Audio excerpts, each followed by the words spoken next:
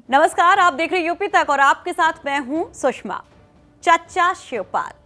चचा शिवपाल को बार बार महाभारत क्यों याद आ जाता है? बार बार वो जब भी संबोधित अब इन दिनों करते हैं तो जिक्र महाभारत की तमाम कैरेक्टर्स तक क्यों पहुंच जाता है? ये सवाल सबके जहन में। और ये सवाल कैसे उठा? अब कुछ दिनों की आप देख लीजिए कि जब वो अपना रथ लेकर निकले हैं तो जहां पर भी जाते हैं तो कहीं ना कहीं किसी ना किसी महाभारत के कैरेक्टर का जिक्र जरूर कर देते हैं। अब भाई कल की बात ले लीजिए। कल खबर आई कि इटावा जब वो पहुंचते हैं तो वहां पर वो धृतराष्ट्र की बात करते हैं, शकुनी का जिक्र करते हैं। किस तरह से करते हैं जरा वो सुनिए पहले। कौरव थे, एक तरफ पांडव थे। तो जब वो धर्म युद्ध हुआ, धर्म के नाम से था, क्योंकि युधिष्ठिर धर्मराज कहे गए थे और धर्मराज जब कहे गए थे तो जुआ खेल गए। पहले तो जुआ खेलना ठीक बात नहीं थी, लेकिन उस जमाने की होगी परिस्थितियाँ, जुआ खेला जाता होगा ये। और जब जुआ खेल करके जुआ खेलते तो दुर्योधन से खेलते, वो शकुनी से खेल गए। शकुनी तो कितना चालबाज था, ये सब ये चालबाज था ना।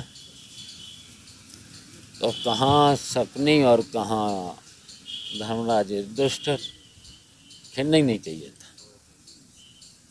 और मामला था परिवार का, एक तरफ 100 एक तरफ 5 पांडव। तो कृष्ण की बड़ी भूमिका थी उसमें। उसमें बड़े बड़े लोगों ने समझाया था, तो समझ लेना चाहिए था, दुर्योधन को भी समझ लेना चाहिए था। 5 गांव मांगे थे, केवल 5 गांव। तो देखिए, धृतराष्ट्र को पट्टी आंख पर बांधकर नहीं बैठनी चाहिए, शकुनी के साथ जुआ नहीं खेलना चाहिए था। ये तमाम बातें कही गई और शकुनी का जिक्र पहले भी वो कर चुके हैं। और कहा यह जाता है कि शकुनी के जरिए एक बार फिर से उन्होंने निशाना साध दिया है राम गोपाल यादव पर, क्योंकि 2016 में जो कुछ भी हुआ था उसके लिए जिम्मेदार शिवपाल यादव ने राम गोपाल यादव को ही बताया था। तो वो जो पिछला किस्सा है, कहाँ से ये महाभारत का जिक्र बार बार आता है, वो बताएंगे आपको। लेकिन उसके पहले जरा ये भी जानिए कि अब एक बार फिर से, जैसा हमने कहा कि काफी ज्यादा इस शब्द का इस्तेमाल हो रहा है, इस युद्ध का इस्तेमाल हो रहा है। तो 6 तारीख को, अभी कुछ दिन पहले, वो इटावा के पचराहे में जब एक कार्यक्रम में पहुंचे थे, एक शोरूम के उद्घाटन में पहुंचे थे, तब भी उन्होंने महाभारत का जिक्र किया था।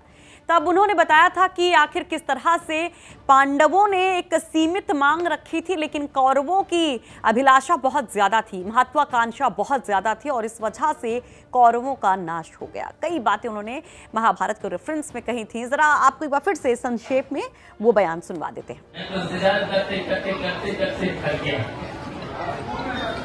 तब मैंने तो निकल पड़े, तब मैंने मथुरा कृष्ण की जन्म भूमि की। तो मैंने कहा तो युद्ध ही होना है, धर्म युद्ध है, और तो युद्ध ही होना। तो देखिए, एक बयान 2 दिन पहले का, हाँ, और एक बयान 6 तारीख का। अब वही बात आती है कि जब जब वो पहुंचते हैं अपने लोगों के बीच में, तब तब महाभारत का जिक्र क्यों होता है, तब तब कौरवों और पांडवों के युद्ध का जिक्र क्यों होता है। दरअसल 2016 को याद कीजिए, 17 के चुनाव से पहले, तब यादव परिवार में महाभारत की खबरें सरेआम हो गई थी। सबकी जुबान पर बस यही परिवार था, वही रिश्ता था, 2 चाचा, एक भतीजा, एक पिता, एक बड़ा भाई, या यूं कहें कि पार्टी के नेताजी मुलायम सिंह यादव। इन्हीं के इर्द गिर्द ये पूरी महाभारत की कहानी थी। सियासी महाभारत जैसे टैग दिए गए थे इस युद्ध को, जो परिवार की कलह थी उसको। और उसके बाद नतीजा ये हुआ था कि समाजवादी पार्टी, जो कि अखिलेश यादव की अगुवाई में चुनाव मैदान में थी, वो 50 तक भी नहीं पहुंच पाती है, 50 के अंदर ही सिमट जाती है 49 सीटों पर। तो एक बार फिर से जब चुनावी मोड़ पर खड़ी हुई है पार्टी, जब ये पूरा सूबा चुनावी मोड़ पर है और कहा जा रहा है कि बीजेपी को शिकस्त कौन दे सकता है, क्या समाजवादी पार्टी, क्या साइकिल यहां पर कमल को रौंद सकती है? तब सवाल ये उठता है कि कैसे। सवाल यहां पर शिवपाल सबसे बड़ा उठाते हैं कि बीजेपी को अगर हराना है तो क्या सबको साथ आना नहीं होगा, और क्या इसके लिए एक सम्मान की बात जो कही जा रही है, क्या वो सम्मान यहां पर दिया नहीं जाना चाहिए? तो बार बार शिवपाल यादव वो बात कहते हैं और शायद एक टीस है जो 16 के महाभारत को फिर से उनके सामने पेश कर देता है, जिसमें शकुनी उनको नजर आते हैं राम गोपाल यादव। और इसी वजह से उनके हर बयान में किसी ना किसी महाभारत के कैरेक्टर का जिक्र होता रहता है। लेकिन क्या वाकई में ये महाभारत थम जाएगी, क्या खत्म हो जाएगी? और जो धर्म युद्ध की बात कही जाती है, जिसमें दो पक्षों की बात कही जाती है, जैसे कि महाभारत में कौरवों और पांडवों का पक्ष था, यहाँ पर जो दो पक्ष हैं, क्या उनमें सुलह हो पाएगी और धर्म की जीत हो पाएगी, या फिर यूं कहें कि पार्टी की जो प्रतिष्ठा है या पार्टी के जो सिद्धांत है जिसका जिक्र तमाम नेता करते रहते हैं, क्या उनकी जीत हो पाएगी? ये सबसे बड़ा सवाल है। तो ये तो रही शिवपाल महाभारत कथा, या यूं कहें कि समाजवादी पार्टी महाभारत कथा, जिस तरह से यादव महाभारत कथा, जैसा आप नाम देना चाहिए देते जाइए। लेकिन हमारी कोशिश थी कि इस महाभारत को समझे समझाया, और इसका अंत कहाँ तक होगा, अगर ये खत्म होती है या फिर ये जारी रखती है, उसको समझाएं।